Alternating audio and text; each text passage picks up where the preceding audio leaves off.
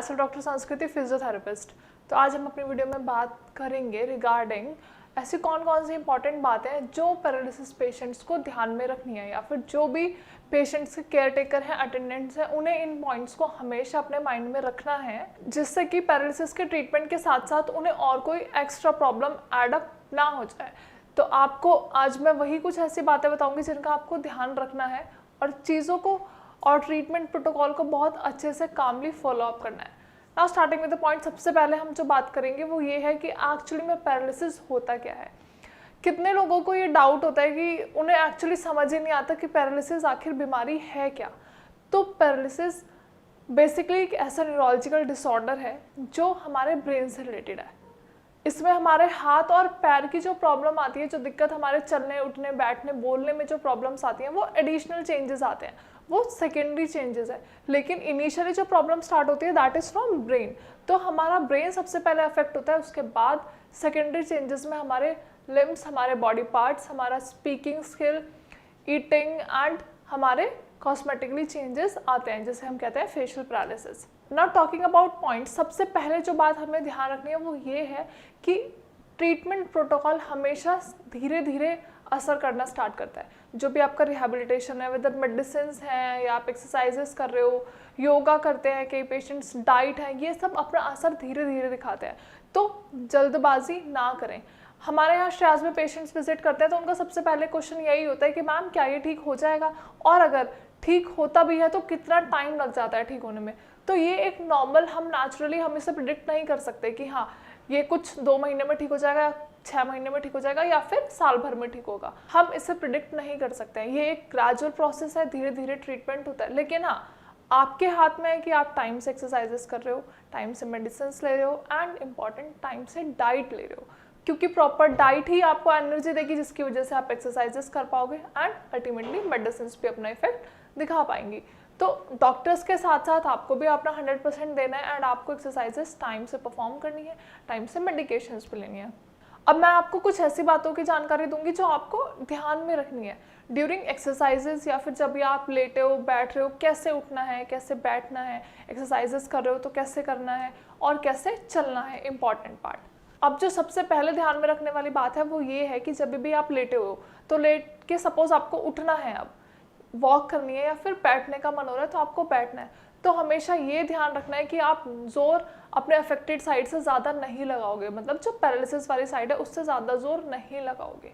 या फिर अगर आपके कोई अटेंडेंट है या केयर गिवर है, वो ध्यान ये रखेंगे कि कभी भी अफेक्टेड साइड वाला शोल्डर पुल नहीं करेंगे। जनरली ऐसा होता है कि जब भी हम पेशेंट को लिफ्ट करते हैं तो कंधे से सपोर्ट देते हैं, तो कंधे से सपोर्ट कम देना है, इतना ज़्यादा नहीं देना होता, क्योंकि ऑलरेडी हमारी जो मसल्स हैं, जो हमारी वहाँ की मांसपेशियाँ हैं, वो वीक हो चुकी होती हैं। तो वीक होने की वजह से हमारा जॉइंट डिसलोकेट होने के चांसेस होते हैं। तो हमें बहुत ज़्यादा पुश नहीं करना है, बहुत ज़्यादा हमें जर्क नहीं देना है कि हाँ बहुत हम फोर्स लगा रहे हैं तभी हम पेशेंट को लिफ्ट कर पाएंगे। नहीं, आपको अच्छे से बैक ग्रैब करके, बैक सपोर्ट देके अच्छे से आपको पेशेंट को लिफ्ट अप करना है। एंड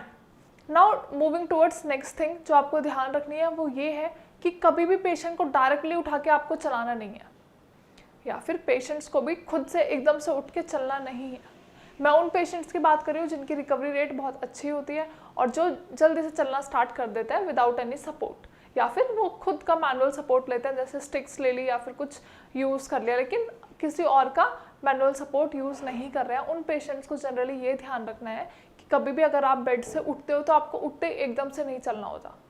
क्योंकि आपकी मसल्स टाइम लेती हैं, आपका ब्रेन कोऑर्डिनेट करने के लिए टाइम लेता है, कुछ फ्रैक्शन ऑफ सेकेंड्स आपको वहाँ वेट करना होता है, उसके बाद ही आप लिफ्ट होगे एंड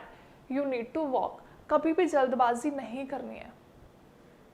क्योंकि आप इतने ज़्यादा इंडिपेंडेंट नहीं होते हो, आपका बॉडी सपोर्ट आपका साथ नहीं देता है, आपका मेंटल सपोर्ट आपके साथ नहीं होता है, तो धीरे धीरे चीज़ें होती हैं। इस वजह से आपको रेस्ट लेना है ज़्यादा एंड काम करने हैं कम, जिसका मतलब ये है कि अगर आप बेड से उठ के बैठ रहे हो तो पहले आपको बैठना है कुछ सेकेंड वहाँ पे, उसके बाद आप वॉक करना स्टार्ट करोगे।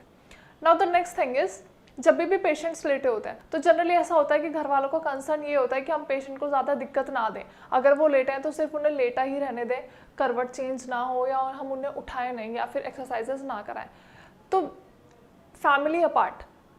इमोशंस अपार्ट, आप हमें पेशेंट की रिकवरी चाहिए। तो उसके लिए आपको क्या करना है, पेशेंट की पोजीशनिंग करना बहुत ज़रूरी है। हमें ये ध्यान रखना है कि अगर पेशेंट हमेशा सेम पोजीशन में रहेंगे तो उनके बैक में बेड सोर्स होने के चांसेस होते हैं, प्रेशर सोर्स होने के चांसेस होते हैं, दैट इज जख्म होने के चांसेस होते हैं, क्योंकि आप हमेशा बेड पे सीधे ही लेटे रहते हो। तो एक ही पोजीशन में लेटे रहने की वजह से आपका एक ही हिस्सा बेड पे बार बार रगड़ा खाता रहता है, जिसकी वजह से इंजरीज होने के चांसेस होते हैं, वुंड्स हो जाते हैं। तो आपको ये ध्यान रखना है कि पेशेंट की पोजीशनिंग इंपॉर्टेंट है, आपको टाइम टू टाइम पोजीशनिंग करनी है, वेदर इट इज़ लेफ्ट और राइट,